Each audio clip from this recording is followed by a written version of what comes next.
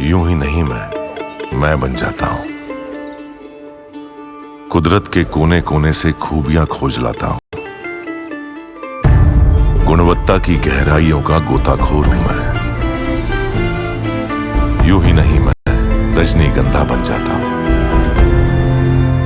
BJP को कितनी सीटें आ रही हैं? कर्नाटक में 28 लोकसभा सीटें हैं। अब जरा कर्नाटक का हाल बताइए। कर्नाटक में बीजेपी को कितनी सीटें? क्योंकि कहा गया यहां कांग्रेस की सरकार बन गई है, बीजेपी को नुकसान होगा।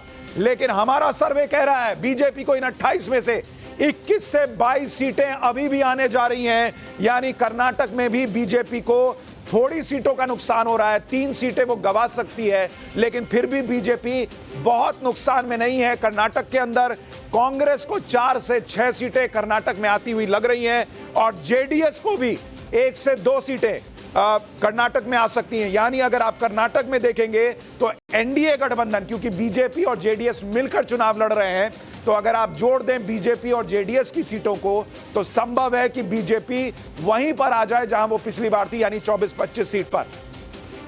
वोट शेयर देखिए, vote share, massive vote share.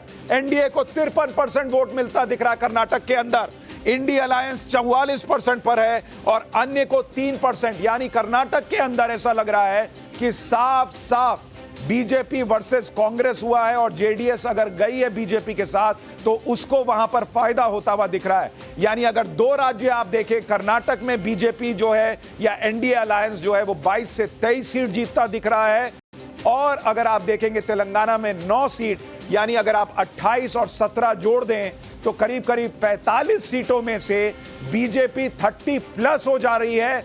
दक्षिण भारत के अंदर यह अपने आप में बीजेपी के लिए बड़ी बात है कि वो कर्नाटक में अपनी सीटों को बचाती हुई लग रही है और तेलंगाना में सीटों को गेन करती हुई दिख रही है। अब आते हैं उस राज्य पर जिस पर सबकी नजर थी। मुझे लगता है टोटल टैली में अभी तक हम जो डेटा दिखा रहे हैं उसको जोड़ते जाइए 2019 के नतीजों के बजाय, तो लोगों को पता चलेगा कि यह आंकड़ा कहां जा रहा है। ऊपर 19 का डेटा ना दिखाकर अभी का डेटा लीजिए। ये देखिए, अभी हम आपको जो दिखा रहे हैं, अभी तक 47 सीटों के हमने आपको एग्जिट पोल बताए हैं और उन 47 सीटों में से एनडीए 32 और इंडिया अलायंस 14, अन्य के खाते में 1। अब हम आते हैं तीसरा